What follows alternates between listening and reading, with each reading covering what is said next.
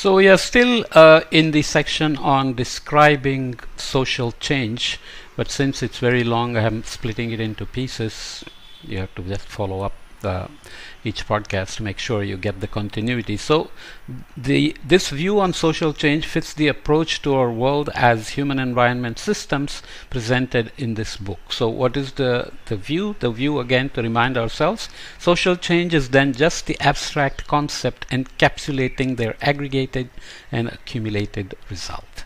Especially since the tight couplings between natural and social systems make a complete divide unfeasible. In other words, the environment must also be included in the system when grasping and addressing social change in relation to resilience, both in the sense of the natural environment and the ideological environment, but not in the sense of the surrounding of the system, which unfortunately also is referred to as the environment in some systems literature. Okay, so a lot of words, but you know that often the change in the environment itself can also drive societal changes in terms of moving to certain new crops or new ways of living, or just migrating, or men seeking employment outside and leaving women and children behind, and so on and so forth. So environment and human systems are very closely linked, and societal change is always a part of that. The natural environment is an inescapable container in which social life is flowing, and it's not difficult to imagine a whole range of ways in which our natural environment may appear as a negative constraint, so barriers or blockades from the environment in social change, or positive enablers such as facilitating and providing resources to allow change. Think of migration and trade routes, communication networks, or settlement patterns in mountainous areas as opposed to the plains emerging in valleys or along rivers.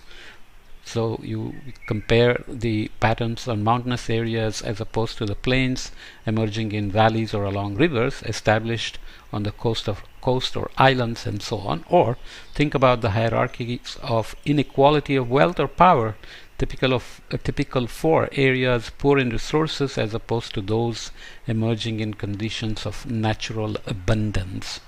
So when the resources, let's say like water, are not very abundant, then land may be owned by somebody who controls the water, or maybe all farmers have to yield to the wishes of the person who's controlling water. As an example, could be coal mines controlling all the livelihoods in an area, or some other mining, and so on and so forth. So you can imagine many regions where lack of resources or poor natural abundance of resources can make for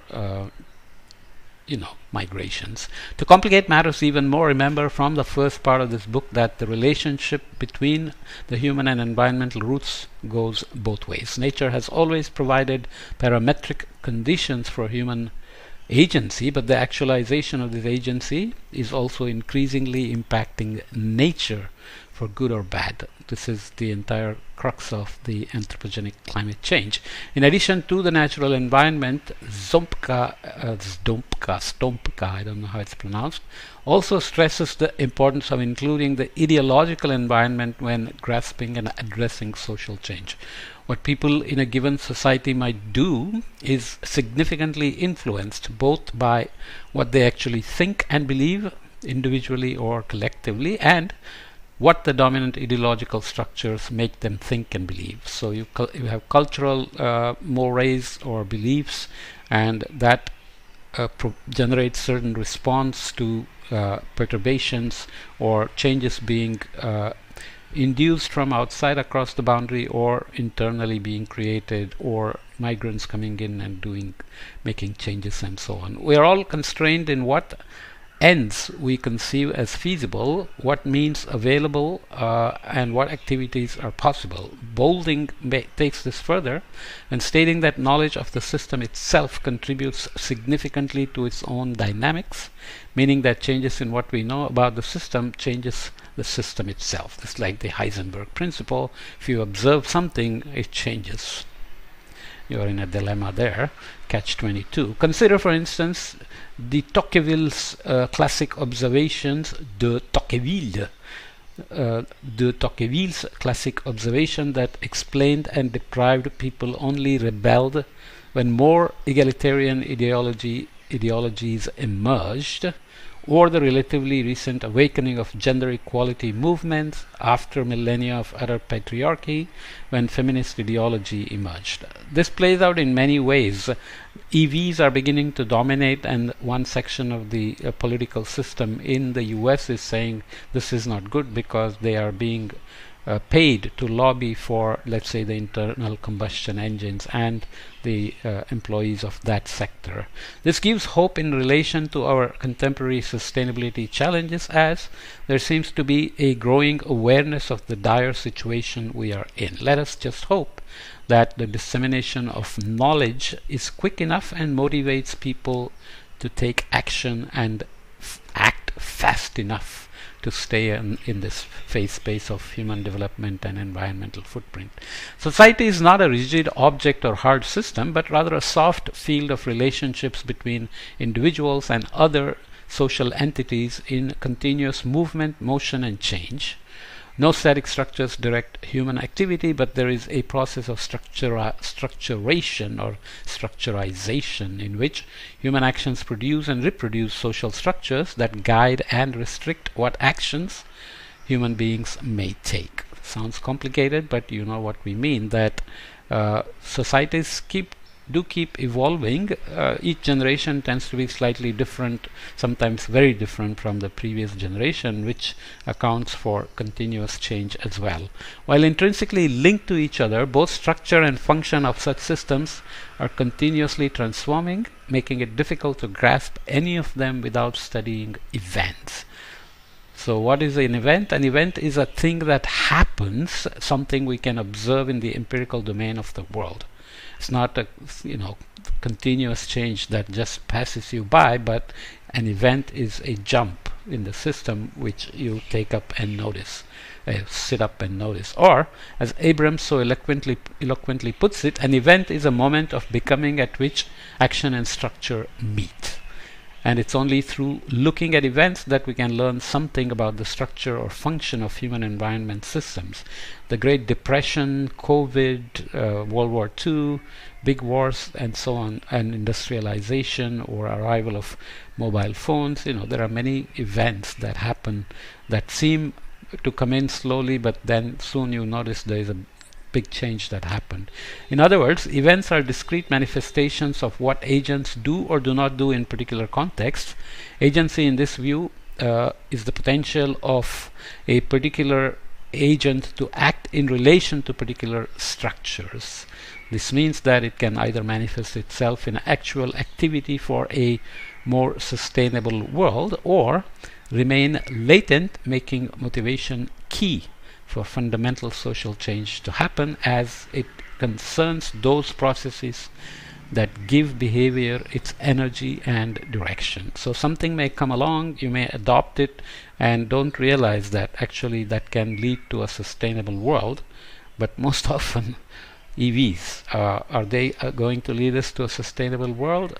Well, we don't know yet, because producing EVs requires lots of things, so life cycle analysis has still a long way to go. Plus, to charge the EVs you need clean energy as well, and so on. So mobile phones gave us many ways to improve our lives, but also emerged the chat groups and the other social media platforms that we just talked about, in terms of whether they intensify the diffusion and adoption of technologies towards sustainability, or they just lock us into the old ways. Okay, so motivation in relation to decisions and actions for sustainability can be understood through three main approaches: the ecological motivation approach, the material motivation approach, and the social motivation approach. Ecological, material, and social. The ecological motivation approach rests on the assumption that reduced ecological footprint is a primary value of individuals who do not fully understand the dire situation we are in, but would be motivated to change behavior if they were better informed. Awareness may lead them to change their ways behaviorally. The material motivation approach, on the other hand, rests on the assumption that incessant material accumulation is a primary value of individuals, who thus would be motivated to change behavior if the prices on the market were adjusted in relation to the ecological footprint of the goods and services they buy. So the systemic change gives them options to be sustainable and reduce their ecological footprint, because their individual value is to accumulate material wealth. Finally, the social motivation approach rests on the assumption that the overriding driving force behind individual motivation resides in our evolutionary propensity for group convergence and distinction, which entails seeking social status and signaling it, as well as joining some group while distinguishing them from other groups. Peer pressure, but here we are saying everybody has to move towards sustainability, and yet somehow we have to use this intrinsic evolutionary propensity for group convergence and distinction. Can competitive behavior can become creative tension, so that everybody is competing to become more sustainable and distinguish themselves as more sustainable rather than more wealthy, more prepared in terms of military, and so on and so forth. So these are kind of theoretical, but you know that no human being fits exactly into one of the boxes, ecological, material, and social, in terms of their motivation. That contextually they can become ecological or material and social.